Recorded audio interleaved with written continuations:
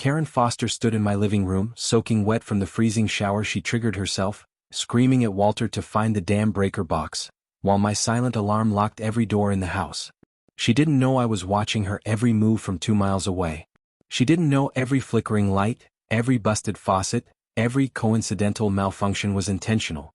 What she did know, too late, was that she had just committed trespassing with cameras rolling and her HOA badge proudly pinned to her blazer. All I had to do now was press play. But that showdown? That wasn't where this started. This started the day I inherited my uncle's old cabin, and met the woman who thought she ran Silver Oaks Valley like her personal kingdom. Let me tell you exactly how a clipboard, a fake law, and a really bad attitude spiraled into the perfect trap, one creaky floorboard at a time. Before we get into it, if you love seeing bullies get exposed with their own arrogance, make sure to hit that like button so YouTube shows the story to more people. We share HOA horror stories every day, and trust me, you don't want to miss the next one. Also, drop a comment and tell us what city you're watching from. We've been loving seeing this community grow all over the country. The day I arrived at Silver Oaks Valley to claim Uncle Henry's old cabin, the air smelled like pine and expensive cologne. Not mine, Karen's. It hadn't been more than an hour before she showed up in her spotless white Lexus, stepped out like she owned the gravel, and marched toward me holding a binder thicker than a wedding cake. I was knee-deep in ivy, wearing cargo shorts and holding a rusty rake. She looked at me like I'd brought shame to the neighborhood just by breathing. Karen Foster didn't introduce herself with a handshake. She introduced herself with violations. Pages of them. Trim was unpainted. Dock was a safety hazard. A bird feeder was inappropriate to community aesthetics. I flipped through the binder and saw more tabs than a conspiracy theorist's internet browser. This must be a mistake, I said, already knowing it wasn't. She smiled like someone who didn't get jokes but always laughed to be polite. Lakeview Grove was incorporated last spring. Your uncle was notified. Of course, given his age, we extended a little grace. Aha. I looked her straight in the eyes. And this binder is, what, a welcome gift? Her eyes narrowed.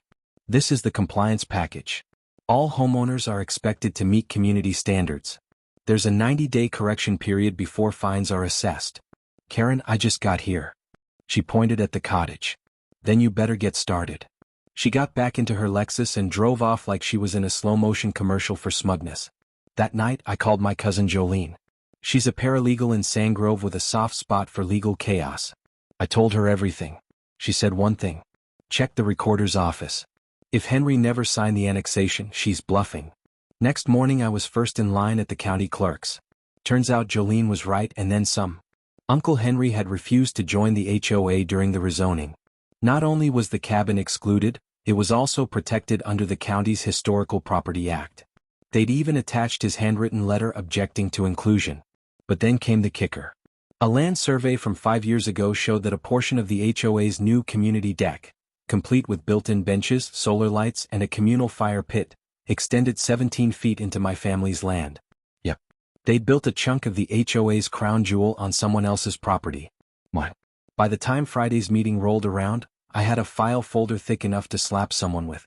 I wore my cleanest shirt and showed up 5 minutes early. Karen was already holding court in the clubhouse, greeting residents like a senator in heat. Her little entourage, Doug, VP and possibly part robot, and Beverly, secretary whose primary job seemed to be blinking slowly, sat stiffly behind her. She started the meeting with the fake warmth of a pageant mom. Before we begin, I'd like to welcome our newest resident, Miles Logan, who's inherited the Logan cabin. We're thrilled to have him join our community and work toward compliance. I stood, smiled. Thanks, Karen. But actually, there's been a bit of a misunderstanding. My uncle's property was never part of this HOA. I've got county documents here confirming that, and also something else that might interest you. I passed out copies like I was giving out candy. You could hear the oxygen leave the room when people saw the highlighted lines. Heritage protection. Explicit exemption. Karen's eyes stopped blinking. Doug reached for his copy like it was radioactive. And one more thing, I added, holding up the land survey. Turns out your community deck sits partially on land that was never transferred. Legally, it still belongs to the Logan estate. Karen's smile flattened into a single straight line. We'll review this, she said through clenched teeth. Internally, someone in the back, older guy, plaid shirt, raised a hand. If that cabin's exempt, maybe mine is too. My father built our place in '58. Whispers started. People flipping through the handouts, taking out phones, murmuring. Beverly dropped her pen. Doug's face had gone pale, like someone unplugged him. I nodded at Karen. Thanks for the warm welcome. I walked out to the sound of murmuring voices and the sweet, sweet crackle of a power structure beginning to fray. But I wasn't done. I spent the weekend walking door to door. Talking. Listening. Taking notes. What I heard made me furious. One couple was fined $300 for hanging a hammock between two trees, improper installation of non-permanent recreational structures. Another woman, 74 years old, was ordered to paint her shutters because eggplant purple was not an approved color. A man named Carlos told me he was cited 3 times for decorative inconsistency because of the color of his mulch. Everyone had a Karen story. And they all ended the same: fine, threat, compliance. But the worst? The Patels, sweet couple in their 60s, had to tear out their vegetable garden. Raised beds, homegrown tomatoes, pollinator-friendly flowers. Karen said it violated the no food crops rule. They told us we were bringing down property values, Mrs. Patel said. We've lived here 22 years. By Sunday night I had a spreadsheet, a folder, a map, and a deep personal hatred for clipboards. And then I found out the real kicker. Karen still owned shares in a development company called Ridgewater Ventures, the same group that had built most of the new homes around the lake. Publicly, she'd cut ties when she became HOA president. Privately, paper trail said otherwise. It wasn't just about power. It was about profit. Karen had turned the HOA into a pressure machine, using fines, fear, and legal threats to push out legacy owners and sell to Ridgewater at a discount. It wasn't just about aesthetics. It was a business model. And my cabin? It was supposed to be next. But I had no intention of playing along. I started prepping a plan. Not a lawsuit. Not a protest. A trap. Because if Karen liked inspections so much, I was going to give her one she'd never forget. It started with a note taped to my front door. Violation notice. Improper vegetation management. Apparently, the ivy I hadn't had time to trim was now classified as a fire hazard. The next day there was another. Unauthorized architectural feature. That one was about the birdhouse my uncle built in 1979. 2 citations in 48 hours. And both, conveniently, printed in color and signed by Karen Foster herself. I took them down, tossed them in the trash, and made a note in my logbook. By Friday I had 5 more. My personal favorite. Violation, unsanctioned mailbox. It was a plain black mailbox. Standard. But apparently, it didn't meet Lakeview Grove's approved visual harmony guidelines. Spoiler, no such guidelines existed. Neighbors began to notice. Doug, Karen's human clipboard, started passing by twice a day, pretending to be on a phone call. I caught him snapping pictures of my driveway. I waved. He didn't wave back. Then it escalated. On a Tuesday morning I heard a diesel engine out front. A tow truck. Driver stepped out, clipboard in hand. Got a report about an abandoned vehicle. My truck. I asked. On my driveway? He shrugged. Anonymous complaint. Sure it was. A week later, during a storm, my dock floated halfway across Crane Mirror Lake. Somebody had cut the mooring lines. And that night the water shut off.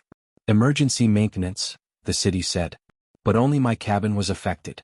Your HOA president called, the utility guy added. Said it was unsafe plumbing. I didn't scream. Didn't retaliate. I documented. Every incident. Every fake citation. Every unusual event. I logged timestamps. Saved photos. And upgraded my security system. Motion-triggered cameras. Audio recording. Cloud backups. This wasn't just self-defense. This was evidence. Then I called Jolene. How illegal is this? I asked. She's dancing on the edge, she said. But if she steps inside your house? That's trespassing. If she uses a key? That's breaking and entering. I leaned back and smiled. So I can't hurt her.